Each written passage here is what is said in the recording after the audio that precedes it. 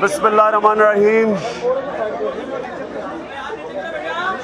آج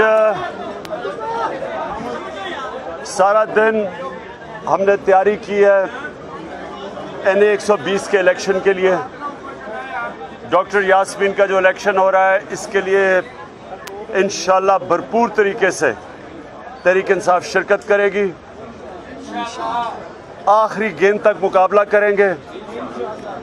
پیغام لے کے لوگوں کے پاس جائیں گے کہ جو پیسہ چوری ہوا، جو اربوں روپے کا اس ملک سے پیسہ چوری ہو کے باہر گیا، وہ میرا پیسہ نہیں چوری ہوا، وہ ڈاکٹر یاسمین کا پیسہ چوری نہیں ہوا، وہ تحریک انصاف کا پیسہ چوری نہیں ہوا، وہ پاکستان کے لوگوں کا پیسہ چوری ہو کے ملک سے باہر گیا. تو جب بھی ہمارے لوگوں کو ہم نے ہدایت کیا کہ حلقے میں جائیں تو عام شہری جو NA 120 کے شہری ہیں ان کو بتائیں کہ اگر آپ ووٹ دیں گے اس آدمی کے جو بھی ریپریزنٹیٹو ہوا، نواز شریف کے جو بھی ریپریزنٹیٹو ہوا NA 120 میں، اگر آپ ان کو ووٹ دیں گے، اس کا مطلب کہ آپ اس ملک میں انصاف اور احتساب کے ساتھ نہیں کھڑے. آپ تو اس کا مطلب کہ یہ ان کے ساتھ کھڑے ہیں جو ہماری سپریم کورٹ نے جن کو کرپشن کے اوپر ڈسکوالیفائی کیا ہے. اگر یہ چوری اتنی بری چیز نہیں، اربوں روپے کی چوری ہے یہ جو یہاں سے ملک سے پیسہ باہر گیا ہے، تو جو جیلوں کے اندر ہزاروں میں لاکھوں میں چوری کرنے والے جیل کے قیدی ہیں، ان کا کیا قصور ہے؟ پھر ان کی تو چوری تھوڑی سی ہے. تو انشاءاللہ یہ ہم نے لوگوں کو جگانا ہے کہ جو شاید نادان لوگ ہیں، غلط فہمی میں ہیں، کہ جو شاید نواز شریف کی یہ پروپیگنڈا مان گئے. جی مجھے کیوں نکالا؟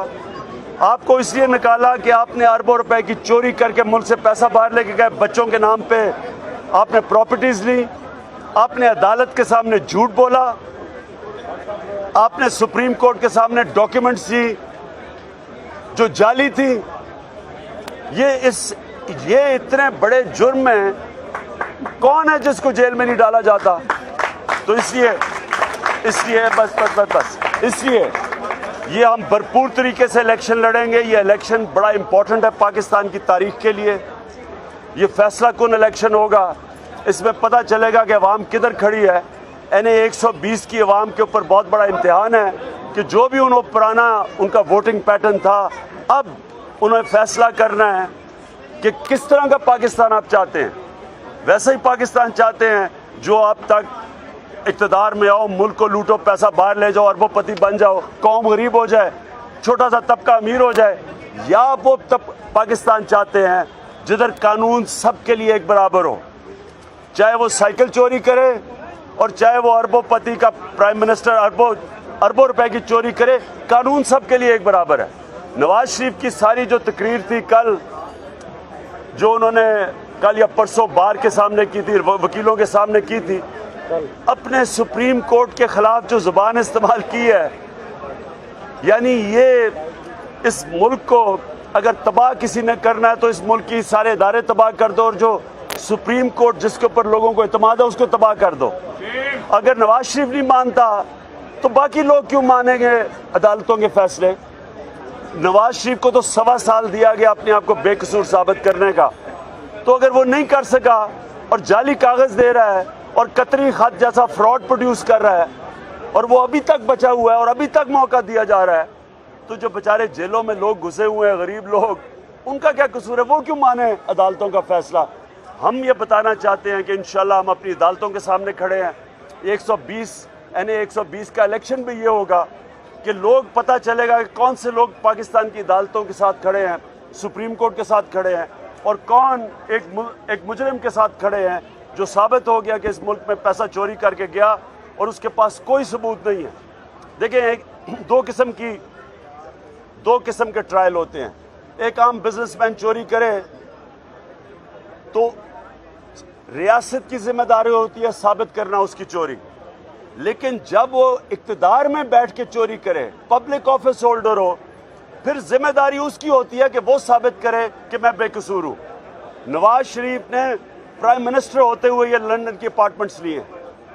ذمہ داری جب انہوں نے قبول کر لی کہ ان کی اپارٹمنٹس ہیں, ان کے اوپر ذمہ داری تھی کہ قوم کو بتائیں کہ آپ کے پاس پیسہ کدھر سے آیا.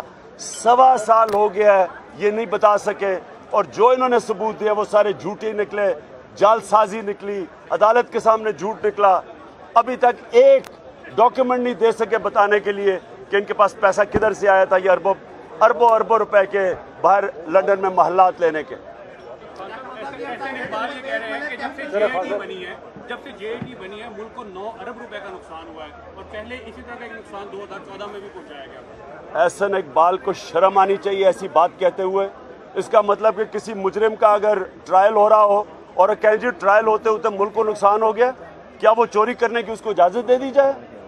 اس سے یہ پوچھیں کہ اگر دنیا کے اندر احسن اقبال اگر ڈیموکریسی سمجھتا ہے تو اس کو یہ پتہ ہونا چاہیے کہ دنیا کی ہر جمہوریت کے اندر جب ایک الزام لگتا ہے اتنا بڑا, پینما میں انٹرنیشنل انکشاف ہوتا ہے کہ ان کے پاس اربوں روپے کے فلیٹس ہیں, تو یہ کیوں نہیں انہوں نے مستعفی ہوئے؟ کیوں نہیں جس طرح آئس لینڈ کا پرائم منسٹر تھا وہ ریزائن کیا اس نے. ان کو ریزائن کرنا چاہیے تھا جب تک یہ ٹرائل ہوتا, کوئی ملک کو نقصان نہ ہوتا. کل انشاءاللہ کل کریں گے.